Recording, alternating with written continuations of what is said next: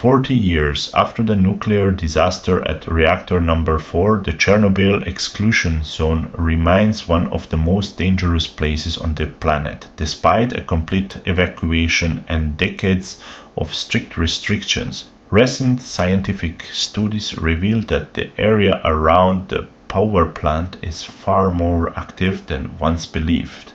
Since the catastrophe, the zone has undergone a series of complex transformations, from wartime activities and renewed research missions to the development of advanced monitoring technology.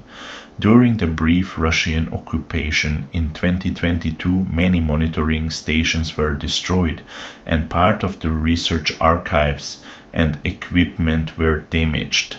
After the troops withdrew, Ukrainian and international teams re-established control over the zone, installed new sensors, and launched comprehensive monitoring of the soil, water, and microbiological processes.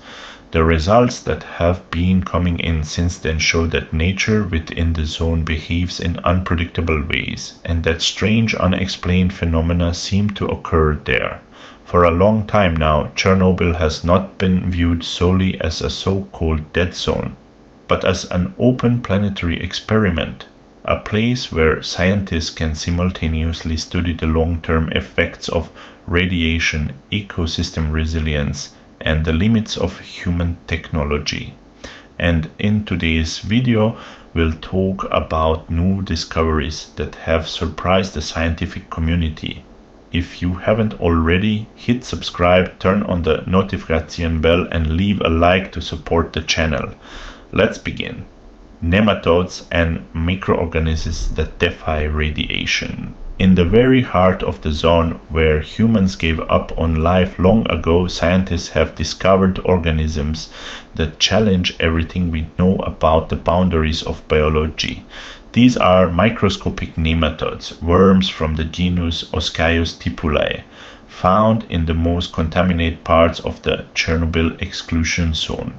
A team of researchers from New York University, in collaboration with the University of South Carolina and Ukrainian biologists, collected hundreds of samples of soil, moss, and decayed wood near the former reactor. Their goal was simple yet unsettling: to find out how life endures in one of the most toxic places on Earth. The results were surprisingly positive. Scientists concluded that the level of radiation these creatures are currently exposed to is not high enough to cause chronic damage to their organisms. In other words, despite decades of life in extreme conditions, these animals show almost normal physiological values. Their heart rate, cortisol levels, and rate of cellular aging do not differ significantly from nematodes living outside the zone. The discovery was published in March last year in the journal Proceedings of the National Academy of Sciences, and later confirmed by several independent laboratories. Researchers concluded that Chernobyl nematodes possess an exceptionally stable genome capable of repairing itself after exposure to radiation, a mechanism that could become key to future research into human cell resistance to radiation and even to protecting astronauts in space. Dr. Sofa Tintor from New York University, one of the leading researchers, stated, "If a microscopic worm can survive, it would kill a human in a matter of hours, that there is clearly a biological system we don't yet understand." This phenomenon has been dubbed the Chernobyl Paradox, because while one would expect life to vanish in such an environment, it actually evolves and finds new ways to survive. Dark-skinned frogs, microevolution in real time. Another remarkable discovery involves frogs living within the exclusion zone, particularly the species known as the eastern tree frog, Hyla orientalis. Biologists from several countries have studied the physiological condition and biological change of frogs from various parts of the zone, from the most contaminated areas near the reactor to distant, nearly untouched regions. Their goal was to determine whether long-term exposure to low but chronic doses of radiation affects aging, stress hormone levels, and overall lifespan. Once again, the results were surprisingly positive. Scientists concluded that the radiation levels these frogs are exposed to today are not high enough to cause permanent damage. Even more fascinating, some populations have developed a darkly pigmented, almost black skin, which, according to researchers, likely serves a protective function against radiation. The melanin in their skin, much like in humans, absorbs part of the radiation, providing a kind of natural shield. This phenomenon represents microevolution in real time, a process in which organisms adapt to extreme conditions within just a few decades. The genetics of Chernobyl's dogs. In 2023, scientists conducted the largest genetic study of Chernobyl's stray dogs to date. They collected DNA samples from more than 300 dogs living in and around the power plant, some right next to the reactor, others in more distant parts of the exclusion zone. The results showed that dogs living closest to the plant exhibit significant genetic differences from other populations, large enough that they may be considered a distinct population, possibly even the beginning of a new evolutionary branch. While no mutations indicating deformities or diseases were found, researchers did discover genetic change linked to immunity, regeneration, and metabolism, suggesting that these animals have adapted to life under the constant influence of radiation. Interestingly, dogs from different parts of the zone have distinct genetic profiles, as if they came from separate clans, showing that the population has been evolving independently over generations. The land that heals itself. 40 years after the disaster, the soil of the Chernobyl zone, once a symbol of death and desolation, is showing the first signs of renewed life. According to a study published in April this year, scientists reached a stunning conclusion. Large portions of land within the affected area of northern Ukraine could, under strict supervision, be used again for agriculture. The study, conducted by experts from the University of Portsmouth in cooperation with the Resoil Foundation and World Nuclear News, analyzed soil samples at various depths. They found that the levels of radioactive isotopes such as cesium-137 and strontium-90 were significantly lower than expected, especially in soil layers that had, over the decades, been covered by vegetation, rain, and erosion. In other words, nature has begun to heal the wounds inflicted by humans.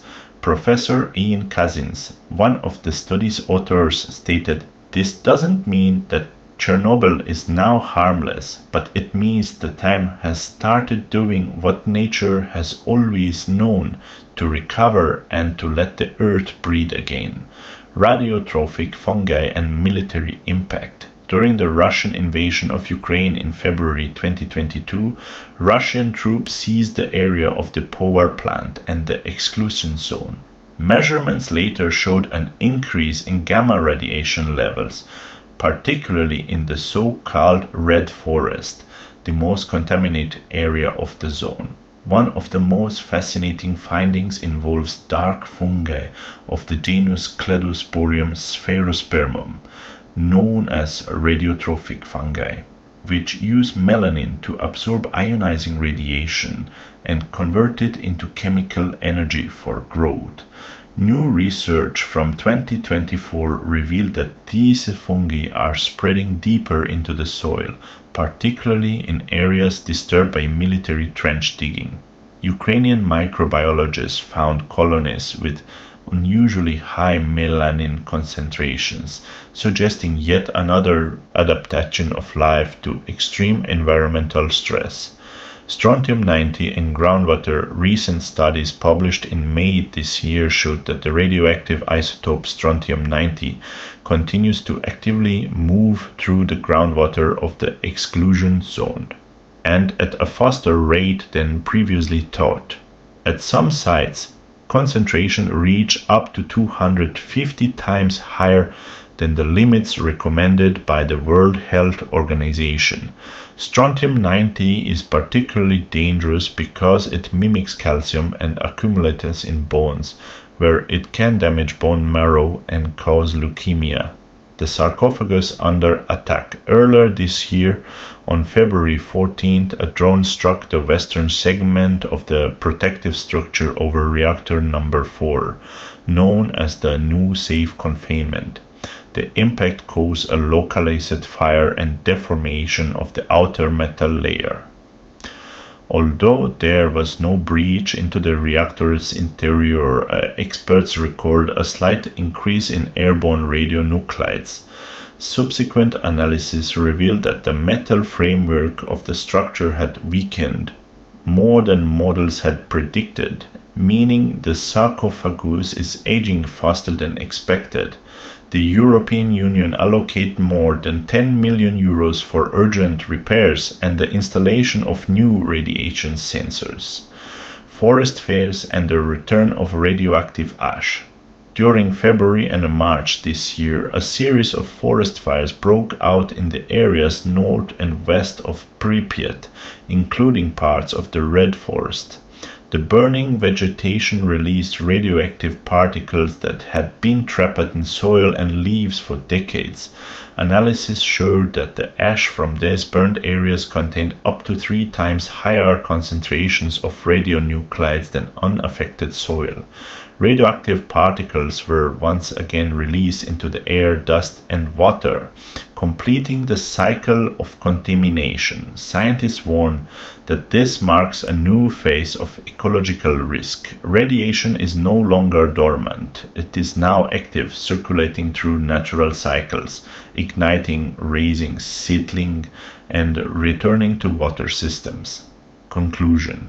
Today, Chernobyl is no longer just a reminder of the greatest nuclear disaster in human history.